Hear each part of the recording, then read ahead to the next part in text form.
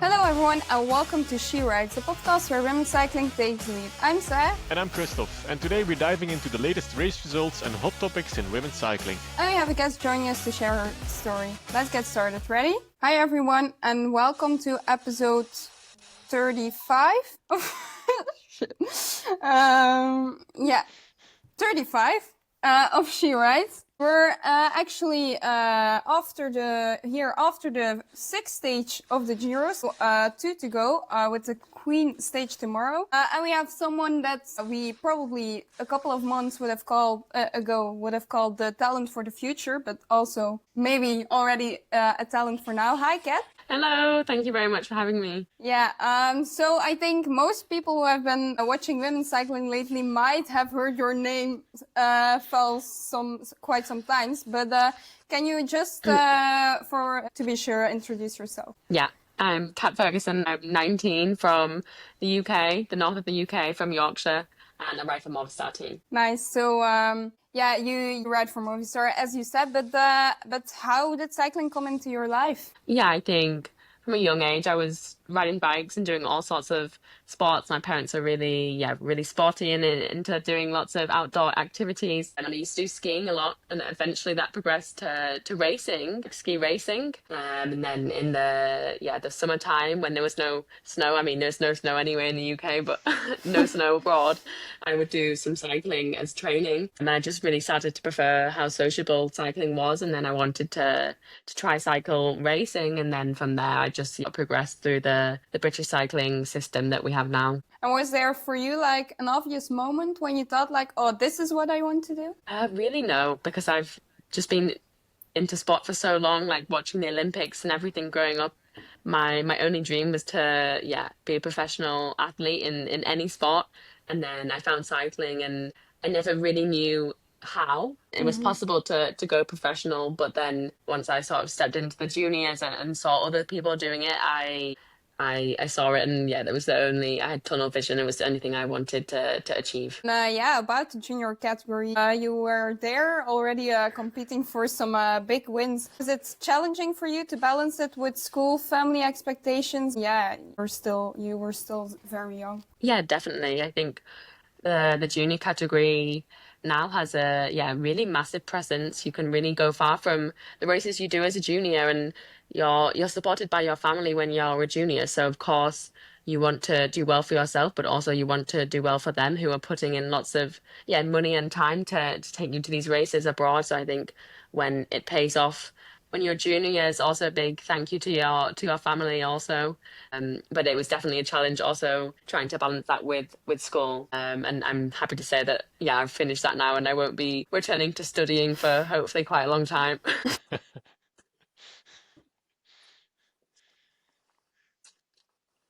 Sometimes we ask the questions that you have role models in those early days, but it's not so long ago, or maybe you still have some at the moment, and why? Yeah, no, I still have some now. I still have some in my team, But definitely for me, my main one has just been Lizzie Deignan. She's from a similar area in the UK as me, and her racing style and everything she has done for women's cycling, I think, she's my favorite sports person of all time, not just cyclist. Yeah, great.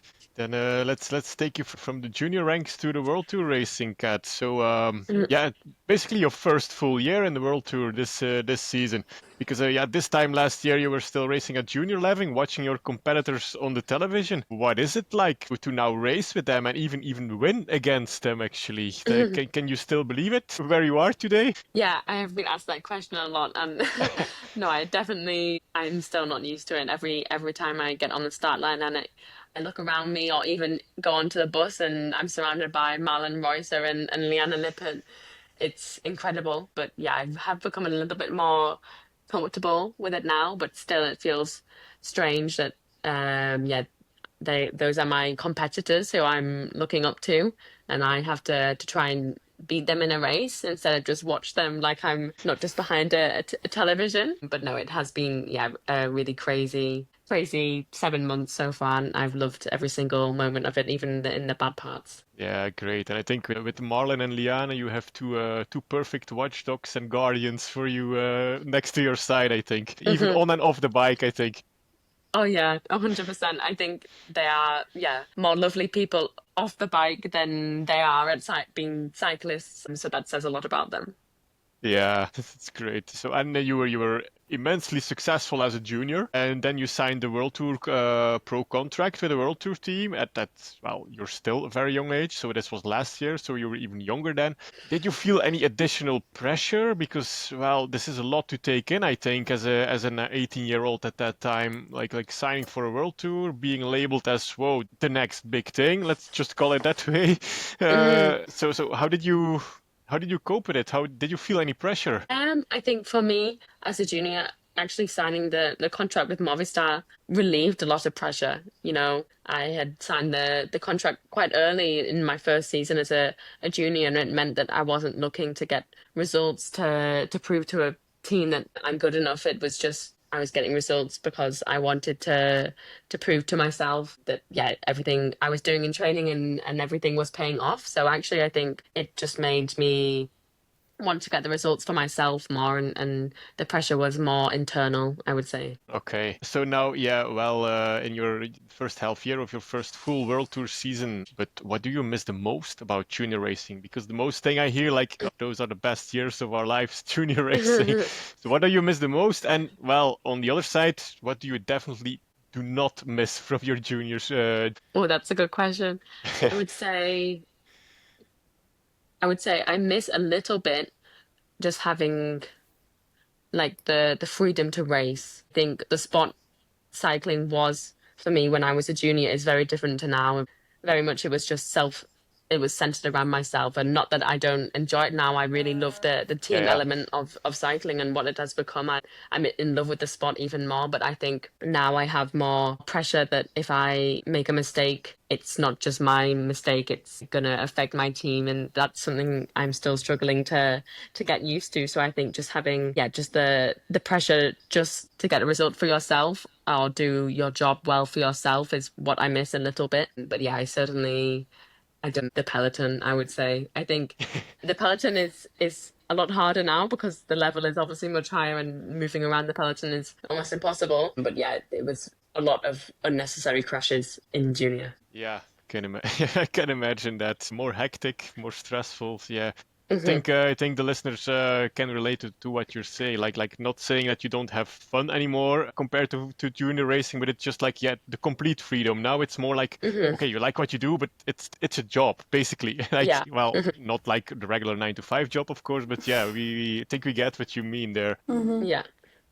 So hey, and what's the biggest difference actually between junior racing and elite racing that no one told you before you made the step to elite racing? I would probably say, yeah, honestly, just the positioning in races is it's insane. What I thought was a challenge sometimes at a junior compared to now is absolutely crazy. Like I think really even if you have the best numbers in the world, if you cannot position yourself even in the first 50% of the bunch, then you are not gonna get a result or anything. So I think yeah, 100% has to be positioning and fighting and being aggressive, I would say. Hmm. Yeah, yeah, yeah. And then have there been moments where you felt like I have to prove myself that I belong in this pro peloton, or are you already past that point already, or didn't you feel that kind of stress? No, definitely think more pressure to prove myself to Movistar, to my team that I'm yeah, they've signed me for a reason and I can do yeah, the job that they want me to do. There's more come in the being a good teammate, being a good domestique, which is something I'm still really learning to do because it's something you don't do as a younger rider, as a junior, you know. So I think in that element this year that's where I've really put a lot of pressure on myself to deliver that role and try and make them happy. Do you have enough wiggle room from Movistar?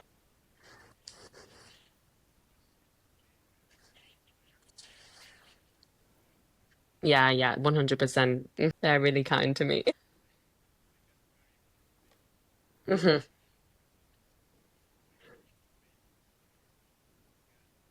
Yeah. Hmm. Hmm. So, hey, and has anything actually been easier than you expected about being a pro rider? Because, well, for us from the outside, we all think like, oh my God, this is so easy for her. But I think you work bloody hard to achieve what you do. So we Yeah. tend to forget that because it all goes so easily. No, I would probably say actually the easiest thing I've found so far comparatively is probably the training, which maybe sounds strange because I do train really hard, but now I just have so much more time that even if the training is super hard, I have much more time to do nothing else. So my training is just my only focus. So it feels a lot easier to do the hard sessions and recover from the hard sessions instead of having to come back and then do 4 hours of schoolwork, so it feels a lot easier to get the training done, I would say. Okay, yeah, something tells me you were not quite fond of school. No, I actually was. or or or I at least was. or at least schoolwork. Schoolwork, yes. Okay. No, yeah, that's the greatest thing. You just have to, well, I mean, of course, don't get me wrong, but you just have to ride your bike, and the other thing the Hmm. rest is like taken care of basically, yeah, by the team, Hmm. well, mostly. Yeah, yeah. So, yeah, and well, I can imagine as such a young talent, and already achieving on the highest level, you're doing interviews, team training camps, international racing, and you're still just 19 years old. So, what's that balance like? Do you sometimes think like, whoa, I'm like in a circus, in a carousel, like I just Hmm. they live my life, or can you still manage it? And do you have some personal make time for personal time as well? Yeah, no, definitely. I think that has been a really big focus of mine to not take it really 100% too seriously yet. I still always have a cake at the cafe stop. But no, there has been many changes. I live in Andorra now. That's where I am now. So I'd say, yeah, in my lifestyle, it has been a little bit of chaos having to buy furniture and do things that normal 19-year-olds don't normally do when they move abroad. But I've really enjoyed it, and I'm lucky to have other friends also going through the same thing as me. My best friend Imogen Wolf, who rides a Visma Lisa bike, also is doing a similar thing. She lives in Girona, so it's really nice to have someone else to go through it also. Yeah, nice. So we've talked about you being a part of Movistar quite a lot already this episode, but yeah, what's the team like? I really love the team. I think at the beginning, my first training camp, yeah, I got there and the first meal I had with them all, they were all speaking in Spanish. And then I really started to panic. I've never been in an environment like that before where they're speaking a different language and I have no idea what's going on. But that's, I guess, one of the privileges of being British, maybe. But yeah, since then, I've honestly really loved it. I think the culture that they have in the team is really family orientated. And for me being so young, I think it's the perfect environment for me. When I was a junior, my dad ran my junior team. So also it was a very similar family environment. So it's what I'm used to. And I really definitely feel at home there, and the opportunities and freedom they give me. I could not ask for more. They allow me to do cyclocross and everything. So yeah, I really love it there. Yeah, and you also said actually that you feel very supported as a young rider coming in. Does your age also influence how they plan your race schedule and goals? Yeah, 100%. So now I have not raced since nationals. I mean, it was not that long ago, but now I don't race for a month and a half. So I just have almost an off season in the middle of my race season, which is nice. But also I'm a racer. I love to race. That's why I do cyclocross. So for me, it's also strange, but I'm really appreciating the time now just to do the simple things, training and getting the small things right. And I think it's really important that they give me this time to also learn how to be a professional cyclist in training as well as doing the racing. So yeah, I'm really grateful. And the races I've done this year that I never have even dreamed of last year. Lots of changes happened in my calendar. Like I was not meant to do the Vuelta or Roubaix or Milan San Remo. Many of the races, to be honest, I was not meant to do. So yeah, it's been really nice to do a bit of everything. Yeah, nice. And apart from that, it's a really nice environment. Is there something about the team that really surprised you? I would probably just say the culture, the family culture.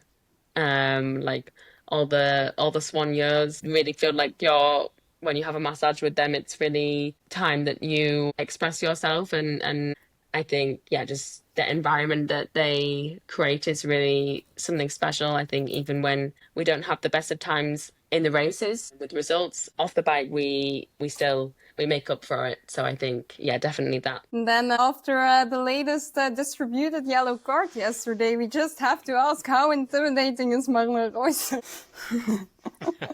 Honestly, she's really has two personalities, because she really is the loveliest person I've ever met. Honestly. And on the bike? I mean, I personally have not seen it, but that would be very bad if I had seen that on a training camp or something. Yeah. But she's passionate, I would say. She's just very passionate, so, it happens. Yeah.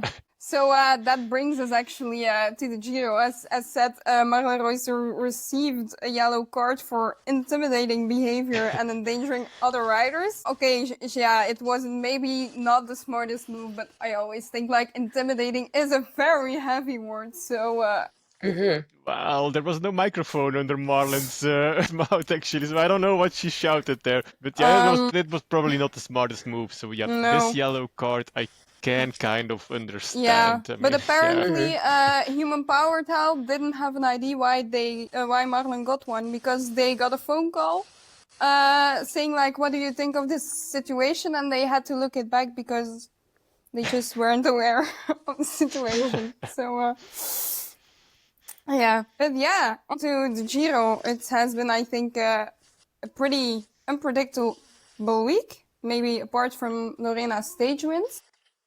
yeah, at least we have stable Lorena Wiebes to predict, right? Some stability in this Giro.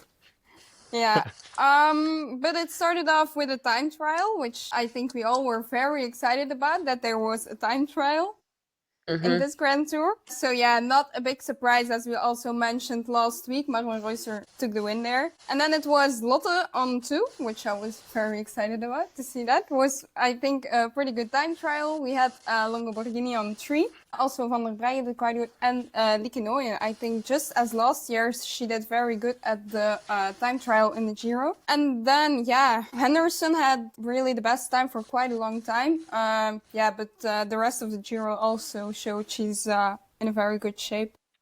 Oh, I love that win actually from Anna Henderson. Yeah. It was so cool. Yeah. In terms of guests, it was obviously not the best stage there, but honestly, I think Sarah did quite okay, like 1 minute. Okay, it could be better, but I think, okay. Yeah, for Barbara, it was a bit harder. I think it was, I'm just checking it, something like 2 minutes or something. But yeah, their terrain still had to come, so it's okay. Then the second stage was actually the Anna Henderson stage, and maybe you want to talk about that, Kristof, since you're so excited about it? No, it was just nice to see. I mean, the chasers were hunting very hard, and I think Anna Henderson died a million times, but she managed to do it. So just in general, that she deserves finally this big win on the biggest stage, and then the pink jersey as the icing on the cake to top it all off was really nice to see, because I wasn't aware actually. It has been 4 years or something that she won. So yeah. Yeah, good question. A lot, quite some time. Yeah. So she always, we don't know her personally. Maybe Cat knows her better, but she always seems like a very nice personality as well. So I think this is really nice to see her win. Actually, she always does the dirty work. She always works hard. She always races hard. So it's nice to see this type of riders have their day in the spotlight as well. Was a nice stage. Of course, something less nice. We saw the first things that it wasn't all going to plan for Lotte Kopecky, of course. Later on, there was I think an interview. It was with HLN where Danny Stamp said she's been suffering from back pain, and we saw that, I think. Not in this stage, but in the stage after, she lost about 90 minutes. And then today for us, I think it will be yesterday for those listening, she abandoned the race and she's taking some rest and then trying everything to get ready on time for the Tour de France one. But the third stage, I said, the very predictable one, actually, it was Lorena Wiebes, but something happened. There was quite a big crash. So it was they sprinted with a really small group. So it was Josie Nelson on 2, it was Lotte Kopecky on 3, and Longoborghini on 4. So yeah, that says enough. Longoborghini is good, but in a bench sprint, she's not gonna become fourth. So yeah, I think that was that. It was also probably the second time or something Kim Ketzo DNF'd according to the organization. Yeah, well, she, she's a true phoenix, right? Kim Kazo, she even said it herself. Yeah. Thank you, PCS, but here I am, still racing. But then fourth stage, best stage, right? Yeah, for our podcast guest, it was a big day out. Yeah, What yeah, a yeah, win! yeah. Crazy. Like, yeah, I did not see that one coming. I think we've said a couple of times that since her comeback, she's looking very good. But this was like on another level good. It was also not just that the favorites were looking at each other or something. It was really, yeah. I was super impressed and excited. Like, if there's something who deserves that after the bad luck, and more bad luck and more bad luck, she really deserved that one. So Yeah. that was awesome to see. And also, actually, Barbara Malcotti on 6 is also super nice. She said that she really wanted to get some results in this Giro. So yeah, she did that already. And then yeah, what was remarkable, so then we had Longoborghini and Reusser were also looking very good. Niedermeyer, actually too, same for Rojakers. But maybe also the young riders there, Isabella Holmgren and Laura de Schepper on 7 and 8, also very impressive. Overall, AG Insurance with also Ziegler on 10. Yeah, we know if it goes uphill, they are just so strong. But maybe the most surprising one there was Van der Breggen losing, I think it was like 1.5 minutes on Reusser and Longoborghini. Yeah, on Reusser and Longoborghini, yeah, sorry. Yeah, so that was quite surprising. I think Danny Sam also said in that he said like she's not great, but she's also not bad. With the troubles that Lot is going through right now, I think is a little bit panic in the disco 2 weeks before the Tour de France farm start, I think, with as the works. Yeah, probably. They did not count on this, I think. Yeah, let's see. And then we had the fifth stage, which was the flattest one. So we got just a bunch sprint. But then something weird happened. First, it was like, are these echelons? But there was no winds, which was kind of strange. 6 miles an hour wind, we have echelons. Like what? Apparently, I think I heard it was an X-rider who made a mistake, and then there was a gap, and then they just rode very fast, and there became a big gap. Yeah, well, what was the most important actually, as the works was there with 6, only Heberlin wasn't there, and UE was there with 5. Also, Reusser was in there. Who wasn't in there was Sarah, so she lost again some time for the GC. Yeah, you have to have some progress to get better, right? So doesn't matter too much. Need some work on the peloton skills still. Yeah, let's put it that way. That's no surprise. So sadly, we saw a crash again, and it was Fleur Moos who DNF'd, and I think she broke her arm or something. Not too sure, but yeah, super sad for her because she was doing really well. And then because she was finally back on track as well. So what she's been through this winter and this spring actually. So yeah, sucks. Speedy recovery, Fleur. Yeah. And then, yeah, if it's even a smaller group sprinting and Guarici, Kopecky and Wiebes are in there, like also the lead out was crazy. First from Barbara Guarici, it was almost like she was almost there till 200 meters. Then Lotte still had to come, and then yeah, if you're already the fastest sprinter, like Vos became second and Lippert was third, and then the group behind, I think it was Mia Griffin who won the sprint there. And then the sixth stage, that was today's stage. Hard to recap that one because it was a very eventful one, a lot of attacks, but. Yeah, it was a very attractive stage, and I think a beautiful win from Liane Lippert before Rojakers and Van Androoy. Yeah, finally. I think literally since our first episode, actually, when we reviewed the Tour de France Femme parcours, I've been saying like every time, like, oh, this is a good one. If she's really at her best, she's gonna compete in this one, and so yeah. Super nice to see, I think, this one. Yeah, if you look at this kind of profile, there's always Liane Lippert that comes into mind. Like, okay, this should be suitable for her. Did you get anything through from the team, Kat, from about to win today? No, just lots of well done's. I think this is Liana's first win of the season, which is so crazy, and she really, really deserves it. And I know that she, is so, so happy, and I'm also so happy for her. I think if I could have picked someone to have a stage win, it would be, Liana, 100%. Quite a successful Giro so far, also from Movistar, I think. No, Yeah. really well. Yeah, they're Yeah. doing incredible. And also today, we sadly saw an abandon from Georgia Baker, also, I think, involved in a crash. So yeah, I think so far that was it for the Giro. The thing that surprises me a bit, Saar, Yeah. is okay, we don't have Demi Vollering at the start, but FDG has like a nice Yeah. squad at the starting line, but Yeah. it's like after they were living on the pink cloud the past couple of weeks, and I think they just fell off a bit during this Giro. Well, if I can be quite critical, I expected a bit more actually so Yeah, yeah. far, but yeah, still 2 stages to go, of course. But like Juliette Labou, she had to abandon the front of the race like pretty soon for her, I Yeah. thought. But like I said, I think we only have 2 stages to go, and I think Marlon is looking very good. But apart from that, also Longo Borghini. But it's not Yeah. like there's happening so much at this point that you can really say like this is gonna happen. Like Oh, can't wait for the weekend to come because I am not counting out Longo Borghini actually. She's strong as well. yeah. Oof, it's gonna be a nice battle. But The since rest. our predictions are already really bad, those we made Thank you, last Saar. week. But hey, I might have been on to something with my She Writes. Big Sarah on 5, Malcotti on 10. Like that's still possible. But just to not do the same again, but probably I'd only change the winner there. So we will just like do a podium prediction maybe. Anyone wants to start? Yeah, go for Longo. Longo Borghini for the win. For the win. Yeah. Wow. Yeah, Okay. why No, not?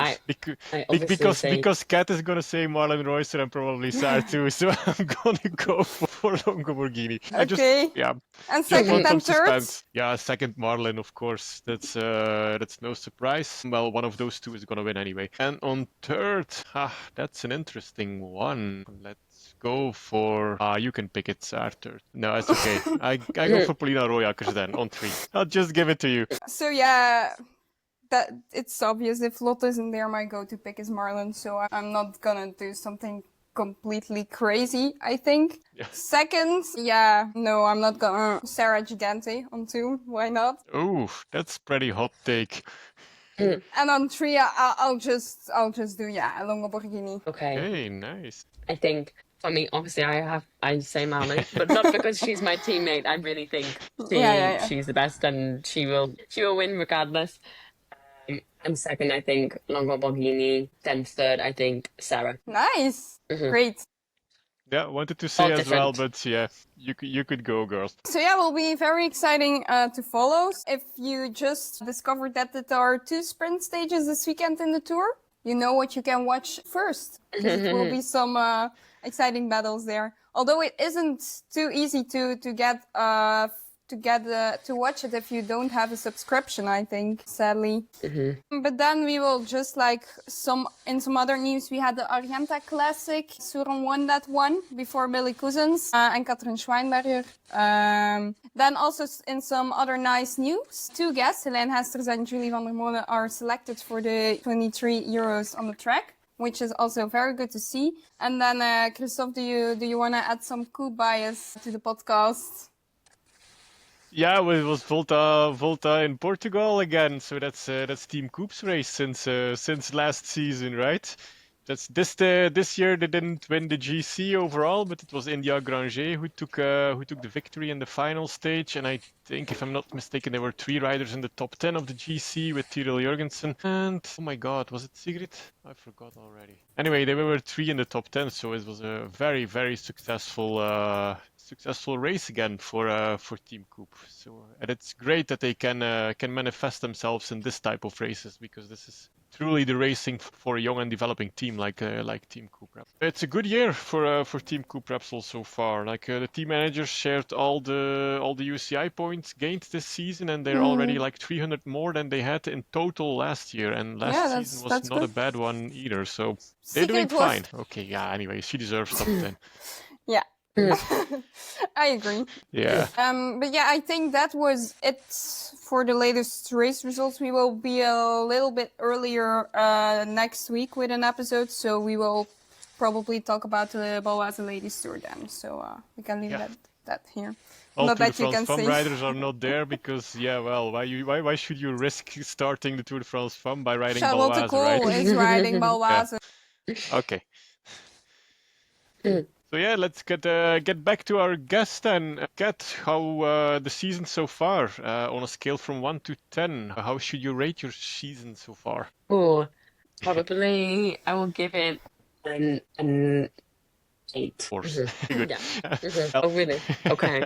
Okay. I think for me, the thing I'm most proud of is probably my Vuelta. I think my progression of like being a domestique really improved, and at the Vuelta, I did some really good things, and the team was the most happy with me at the Volta. And so I think for me, that has to be probably my highlight, and one that other people probably would not see or expect as well. Yeah, great. And what's the favorite race you've ridden so far? Oh, I think it would have been Roubaix, but unfortunately, a spectator stepped out onto the crowd and then took me out. So Wow. not Roubaix. I would probably say Flanders. Flanders then. Okay, that's a good answer. Yeah, basic. And then did you have this season a moment that you thought by yourself, like, I really do belong here at the top of the women's peloton? Or is that moment still to come? I think still to come. I think Okay. maybe in sort of the smaller races I've done, like I did one Navarra Classic, which I won. That one I felt like I belonged there. I felt good, and I managed to do the things that I'm not so good at, like climbing better than normal. So that one I felt a little bit better, but still even at the Tour Britain where I managed to get a win, I definitely was not comfortable or anything. So I think it's still that feeling still has to come. Yeah, that whole Tour of Britain didn't look comfortable for any of the riders, really. Oh, we were torn apart here in the podcast, Kat, because we both like Really? you and Ali Wollaston as well. So we were like, oh no, it's like, what do we have to A do lot now? of people said that, and we also have the same. We have the same manager also, so he did not know who to message either. Oh yeah, he had mixed feelings, I suppose. Like, oh, I mean, yeah, I don't know. I mean, oh no, it's heartbreaking. No, it's not. I mean, yeah. So, and Kat, is there one thing you wish you had known before you started racing professional? I think how late. Maybe this is just in my team because it's a Spanish team, but how late we eat dinner. Because we eat dinner at about probably I would say 9 o'clock, which for me maybe it's not that late, but for a British person, it's very late. Normally we eat dinner at like 6 o'clock. Yeah, it's disastrous, 9 p.m. Well, Yeah. Sarah will disagree, but Yeah, can but relate. that's the difference between us. We're both from Belgium, but he always eats before the episodes. And yeah, sometimes I'm eating like at 10:30 or something. So Oh, uh, Jesus. No. Yeah, you're both bad luck. Yeah, well, that's double bad luck, I think, Kat, because after some stage races and then transfers, it can already be late to eat, and then you're on top of that, you're in a Spanish team. They're Yeah. like, oh, it's only 9 p.m., so yeah, no hurry Yeah, with the food. No, and 9 o'clock is early for them. We have, because of Marlon actually, one of her No. requests when she joined the team was that we have to eat dinner earlier. That was really what she negotiated to really? be in her contract. So because of that, it's come down to sometimes 8:30 if we're lucky. Oh, that's a brilliant thing to know. so yeah, we also in every episode try to talk a bit about the bigger picture and women's cycling in general. Of course, like we've said many times, you're not very long in the World Tour peloton. But can you what changes have you seen in women's cycling over the past few years? Well, I think over the past few years, the increase in riders of my age going to the World Tour, I would say, has been the biggest difference.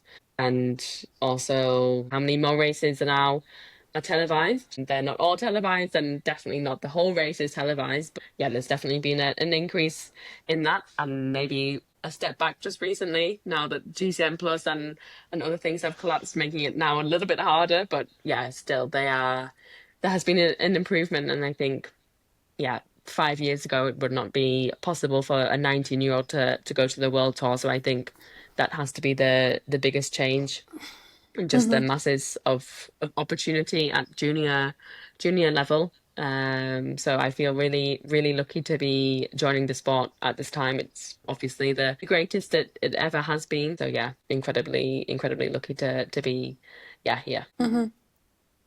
Can I just interrupt, Saar? Do you think it's a good evolution that a lot of 18, 19-year-olds, junior racers are joining the World Tour peloton? Because I can imagine, well, we have Cat Ferguson, Imogen Wolf, and then all the younger girls are like, yeah, but they can do it. But I think like the leap is like gigantic. I think it's even for you, it's adapting, and like for normal juniors, let's put it this way, Kat, because you're like insanely talented. Same with Imogen. But wouldn't be a U23 proper U23 category be a good like sidestep to develop more like the riders that are not mature enough yet to take this gigantic step? No, 100%. I really strongly believe that the junior category is almost a bit overlooked now. And I think too much pressure and importance is put onto that junior category, meaning that the under 23 category, if you get there and you have not made it to World Tour, which now all the juniors think is the only thing the only way into professional cycling almost, and then their opportunity is over. So I think we really definitely need to put more importance into the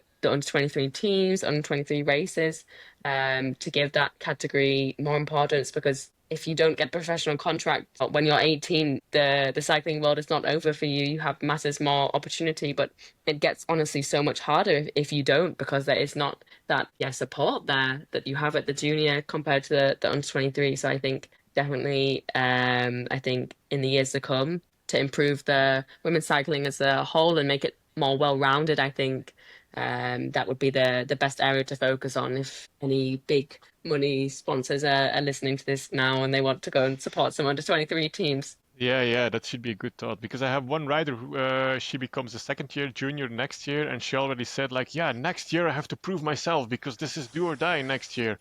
But I'm like, no, really, it's not. Don't put this pressure on you. I mean, your life is not over. Your Yeah. cycling career is not over. If you're not Cat Ferguson that's able to jump from juniors to World Tour, your career is not over. I mean, her case is more normal than your case. But it's so hard to tell them. It's like the same with men's racing. They all look at Pogacar and Van der Poel and guys like that. But it's like, those guys are not normal. Don't compare yourself to them. They are like, I mean, generational talents. It's just like one every 5 or 10 years. I mean, don't compare yourself to that. Don't put so much pressure on that. So yeah, totally right, Kat. We need a proper U23 level, just like the men have, actually. Sorry to interrupt there, Saar. No worries.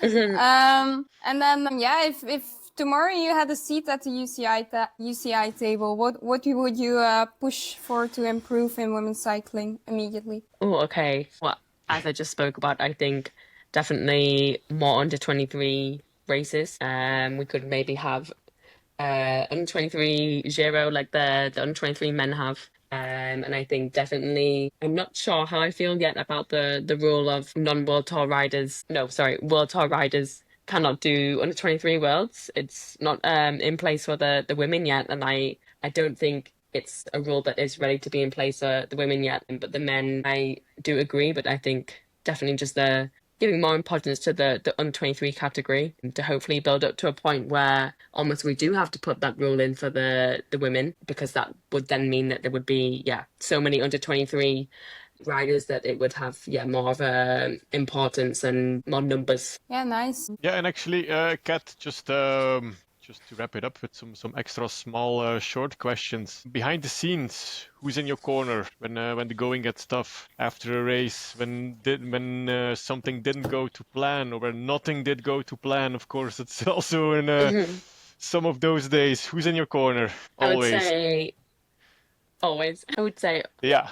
Really, probably my mum and dad, definitely. Obviously, that's my first answer. Yeah, really, probably more than most parents. They normally go to all my races, or they have done this year anyway. which I think will wear off. In fact, I hope it will wear off a little bit.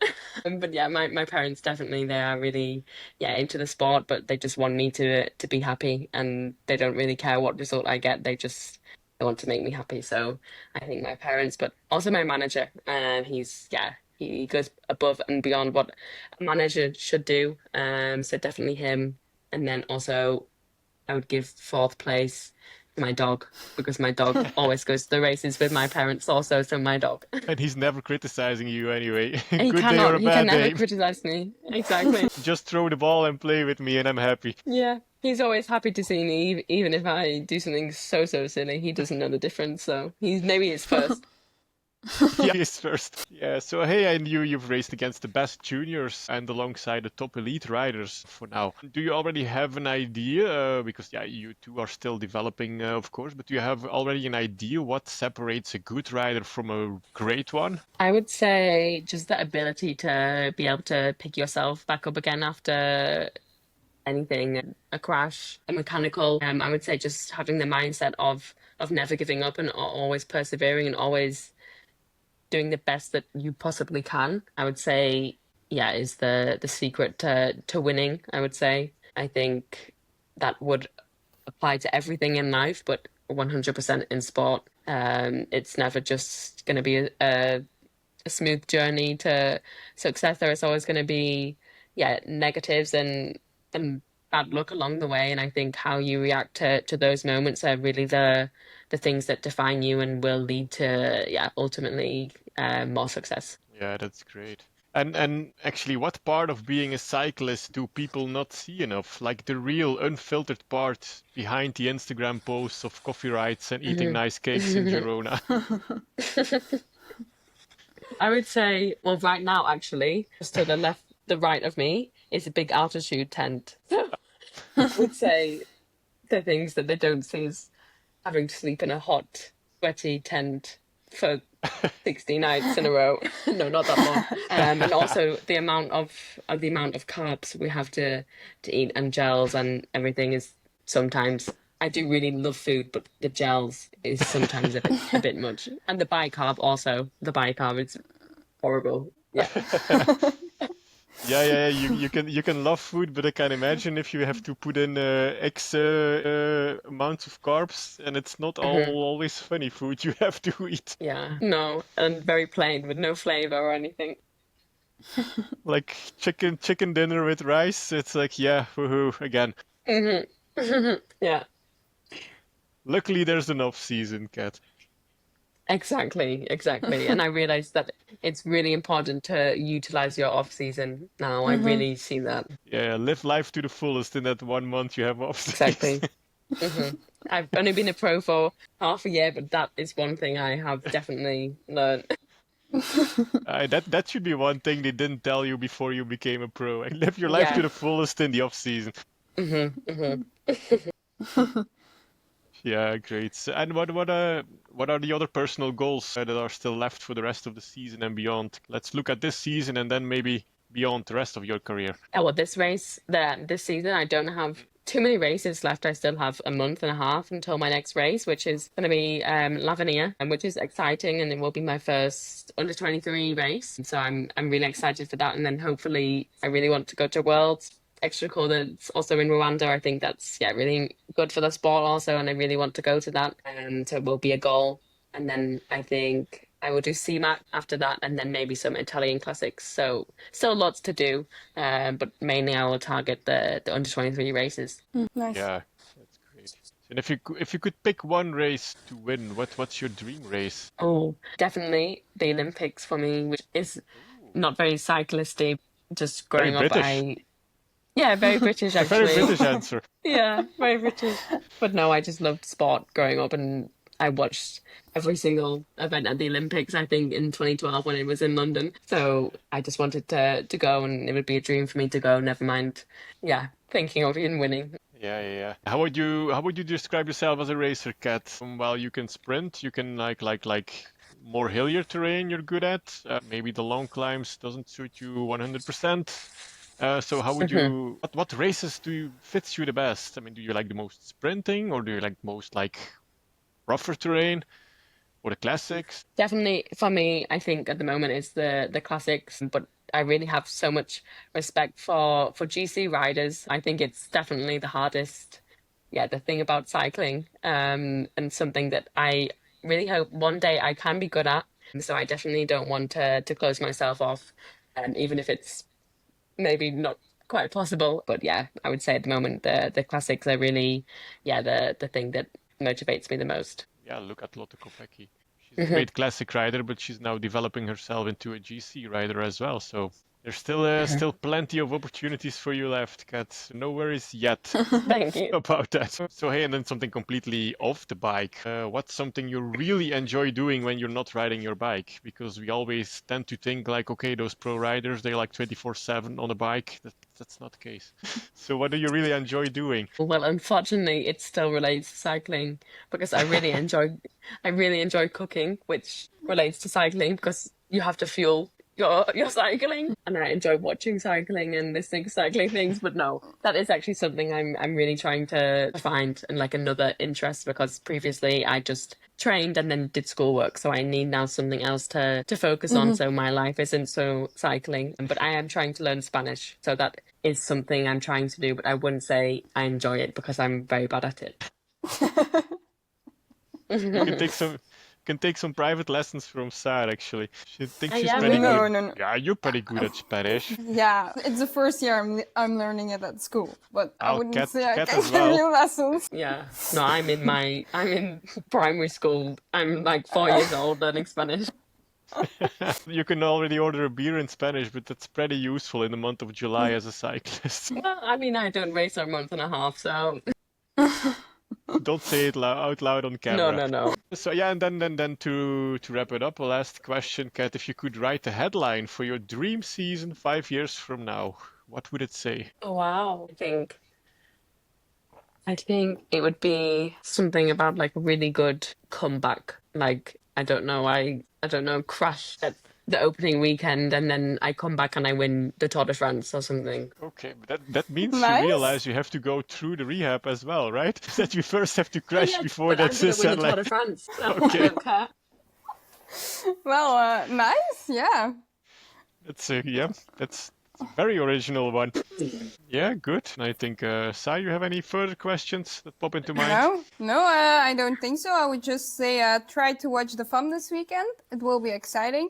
I can forgive you if you don't prioritize the Ballas Ladies Tour next week. I can forgive you that, but just try your best this weekend. Yeah, it should be a nice battle of the two GC riders there. Yes, and Kat, now that you have 1 month and a half of no riding left, but you still like cooking, you can be a good Swanee upcoming month for the team, right? Yeah, it's true. Uh-huh. I'm not that far from Spain. Yeah, I could. There you go, Team Movistar. This is an open application here. Yeah, I would like that. Oh, look at that! I think they're taking notes already. Yeah.